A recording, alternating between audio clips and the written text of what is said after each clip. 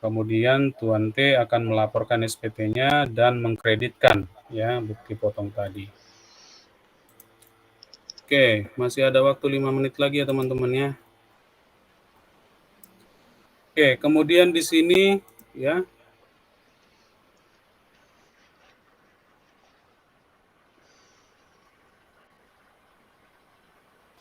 penghitungan PPh 21 atas penghasilan yang diterima bukan pegawai sehubungan dengan pemberian jasa yang dalam pemberian jasanya mempekerjakan orang lain sebagai pegawai dan atau melakukan penyerahan material atau bahan ya. Bukan pegawai tapi mempekerjakan ya orang lain. Oke, ini sepertinya agen ini ya. Pada bulan Agustus 2024, Tuan V melakukan penyerahan jasa perawatan AC kepada PTE dan menerima atau memperoleh imbalan sebesar 10 juta rupiah. Ya. Sehubungan dengan penyerahan jasa dimaksud, Tuan V mempekerjakan seorang ahli kelistrikan dengan upah 4,5 juta dan melakukan penggantian komponen AC yang rusak seharga 1 juta. Jadi dari 10 juta tadi, 4,5 juta untuk bayar upah pekerjanya, 1 juta untuk bayar komponen. Ya. Sebagaimana dituangkan dalam kontrak antara Tuan V dan PTE dan dibuktikan dengan faktur tagihan dari ahli kelistrikan. Ya, berarti ini adalah orang yang bukan pegawainya ya. Oke, penghitungan PPh pasal 21 ya adalah sebagai berikut. Besarnya PPh pasal 21 terutang yang diterima atau diperoleh Tuan V dihitung dengan menggunakan tarif pasal 17 ayat 1 huruf A. Ya. Dasar pemotongan dan pengenaan PPh 21 adalah 50% dikali dengan 10 juta dikurangi 4,5 dan dikurangi 1 juta. Berarti dasarnya adalah 2,2 juta. 2.250.000. Sehingga ini akan dikenakan tarif pasal 17 ya. PPh 21 yaitu 5% kali 2.250. Maka PPh yang dipotong adalah 112.500. Ya, ketika itu dipotong oleh PTE, terbitkan bukti potong ya. Kemudian menjadi kredit pajak ketika dilakukan SPT ya. Oke, kita lanjutkan bagaimana dengan pemotongan PPh 21 lainnya ya. Contoh ada untuk PPh 21 dari peserta kegiatan. Peserta kegiatan adalah orang pribadi yang menerima atau memperoleh imbalan sehubungan dengan keikutsertaannya dalam suatu kegiatan selain yang diterima pegawai tetap dari pemberi kerja.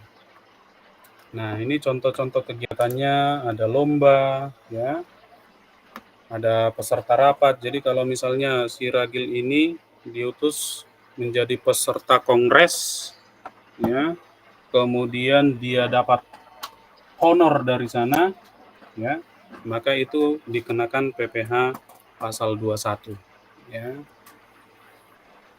Kemudian kalau misalnya si Raras ini menjadi panitia suatu kegiatan, ya, dia dapat honor, maka dipotong juga PPh pasal 21. Atau misalnya dia menjadi peserta pelatihan tapi dapat honor, maka akan dipotong PPh 21-nya. Bagaimana perhitungannya? PPh 21 peserta kegiatan pasal 17 kali penghasilan bruto. Tuan W, oke, contoh di sini ya. Tuan W adalah seorang atlet bulu tangkis yang bertempat tinggal di Jakarta, ya. Dia ikut turnamen dan dia memperoleh hadiah 200 juta dari turnamen tadi. Oke, besarnya PPh 21 akan dihitung menggunakan tarif pasal 17 dikali dengan jumlah penghasilan bruto, ya. Nah, penghasilan brutonya berapa? 200 juta. Kalikan langsung dengan tarif PPh pasal 17. Berarti ini kena 2 lapis. Lapis pertama 5% kali 60 dan lapis kedua 15% kali 140. Maka pajaknya adalah 24 juta. Besar juga ya. Berarti kalau misalnya si Markis Kido, dia dapat ini ya, almarhum. Atau si Jonathan ya, Jonathan menang dapat hadiah 1 miliar. Wah, besar juga potongan pajaknya ternyata. Nah, ketika dipotong harus ada bukti potongnya ya. Bukti potong dan kemudian harus dilaporkan dalam SPT ya. Dalam hal Tuan W merupakan pegawai tetap dari PTD ya, maka pengenaan PPh 21 atas hadiah yang diterima Tuan W tersebut digabungkan dengan penghasilan sebagai pegawai tetap. Nah, ini ya. Berarti kalau perusahaannya mengadakan turnamen, kemudian salah satu karyawannya itu ikut dan salah satu karyawannya ini yang menang, ya, dapat hadiah 200 juta, maka yang 200 juta ini akan dimasukkan sebagai penghasilan di bulan terkait. Nah, kalau ini kan September. Kalau misalnya si Tuan W ini penghasilannya per bulan 35 juta, maka di bulan September penghasilan brutonya menjadi 235 juta di bulan September. Ya. Nah, berarti untuk PPh 21 bulan September ini akan menggunakan tarif TER. Oke. Bisa dipahami ya bedanya ya. Dalam hal Tuan W tadi yang ikut kompetisi yang dibuat oleh PTD ini, dia merupakan karyawannya. Tapi kalau bukan karyawan, ya, maka perhitungannya sama seperti ini, pasal 17. Ya. Tapi kalau dia karyawan, dia menang, maka hadiahnya harus digabungkan dengan penghasilan bulan tersebut. Kemudian pajaknya dikali dengan TER. Ya, tinggal lihat nanti dia kategori apa. Ya, berdasarkan status PTKP-nya. Berarti ini nanti dikali TER-nya ya. Oke, kemudian peserta program pensiun yang masih berstatus pegawai ya. Dia pegawai tapi sudah pensiunan. Rumus perhitungan PPh 21 untuk peserta program pensiun yang masih berstatus pegawai yang menarik uang manfaat pensiunan atau penghasilan sejenisnya. Maka PPh 21-nya pasal 17 dikali dengan penghasilan bruto. Iya, dia. Sir, mohon izin sudah jam 9. Oke. Tapi kita harus selesaikan ya karena minggu depan kita udah UTS ya. Benar ya? Bukannya kuis, Sir. Kuis dulu. Minggu ini kuis. Minggu Harusnya sekarang itu kuis. Tapi karena ini kemarin nggak selesai karena memang slide-nya banyak, pembahasannya banyak ya. Jadi kita sambung hari ini. Minggu depan itu udah kuis.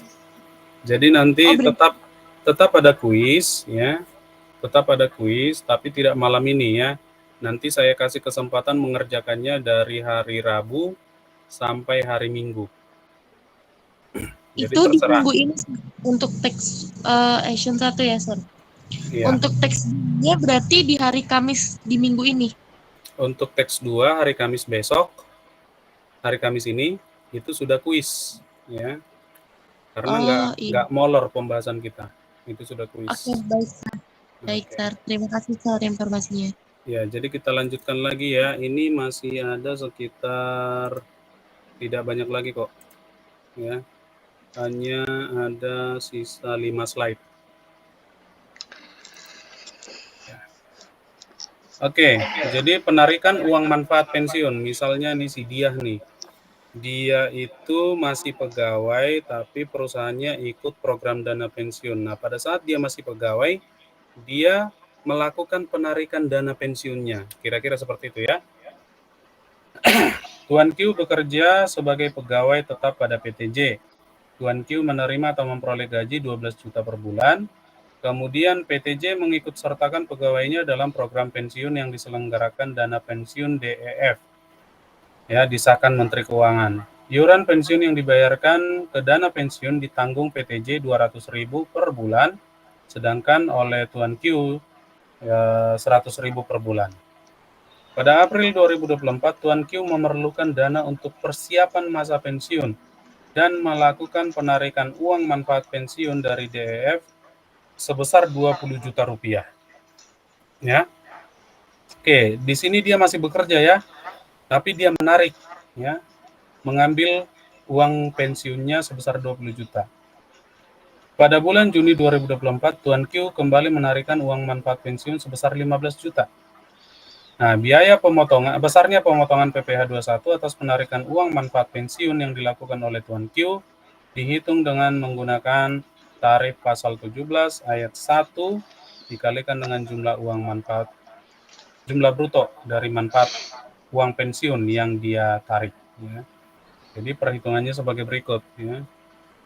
Untuk penarikan pada bulan April berarti 5% dikali 20 juta. Ini 5% ini tadi tarif pasal 17 ya. Kemudian untuk yang Juni juga dikali dengan 5% ya pasal 17. Nah, bagaimana kalau yang dia tarik itu nilainya 100 juta di bulan April? Berarti ini ada 2 kali tarif, 5% dikali 60 juta, kemudian 15% dikali dengan 40 juta. Gitu ya. Kalau di bulan April dia tarik dananya 100 juta. Oke. Nah, setiap penarikan tadi dan pemotongan tadi akan diterbitkan bukti potong. Oke, bagaimana dengan mantan pegawai? Ya, mantan pegawai atas penerimaan jasa produksi, tantiem, dan gratifikasi. Ini yaitu pasal 17 dikali dengan penghasilan bruto. Ya, untuk menghitung PPh-nya, tarif pasal 17 dikali dengan penghasilan bruto. Contoh, tanggal 1 April 2024, Tuan O berhenti bekerja dari PTL karena telah memasuki usia pensiun. 1 Oktober, Tuan O menerima atau memperoleh penghasilan jasa produksi tahun 2023. 1 April dia udah pensiun, 1 Oktober dia terima jasa produksi atau tantiem ya. Kemudian PPh 21 yang terutang dihitung menggunakan pasal 17 ya. Ini 60 juta berarti tarifnya 5%. Maka dari 60 juta yang dia terima tadi bonusnya tadi dipotong pajak 3 juta ya. 3 juta harus diterbitkan bukti potong, kemudian harus dilaporkan SPT-nya dan bukti potong tadi menjadi kredit. Oke, sampai di sini saya nggak akan lanjutkan ke PPh pasal 26 ya, karena ini belum menjadi bagian pelajaran kita. Oke, ada yang mau ditanyakan? Ini nanti langsung saya share teman-teman, dan untuk kuisnya ya saya akan buka besok ya di hari Rabu. Pengerjaannya sampai hari Minggu. Ya, jadi hari Minggu paling lambat teman-teman sudah upload di e-kampus ya. Besok hari Rabu ya, di-upload di kampus. Jam berapa kira-kira hari Minggu? Ada penawaran? Biasanya kan terjadi tawar-menawar ya. 2359 boleh gak, Sir? Waduh, emang kamu masih mengerjakannya jam segitu? Jennifer, masih mengerjakan jam 11. Kalau iya, boleh gak, Sir? Alah, kalau iya. Yang benar aja lah, Jennifer. Sampai jam 9 lah ya. Biar jangan terlalu lama. Kalau jam 11 boleh gak, Sir? Jam 9 lah ya. Jam 12 lah. Itu udah dikasih kesempatan itu berapa hari tuh, Rabu, Kamis, Jumat, Sabtu, Minggu. Ya, tapi ingat ya, kerjakan masing-masing. Ya. Jangan sampai ada yang bagi-bagi lembar jawaban.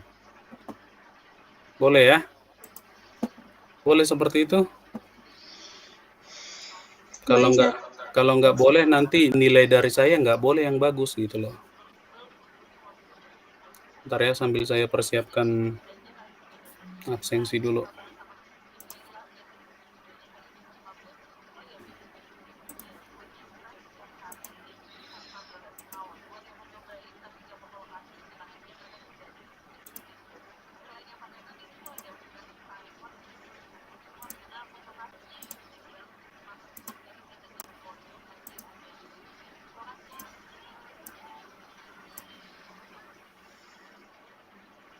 Oke, silakan sudah terlihat ya.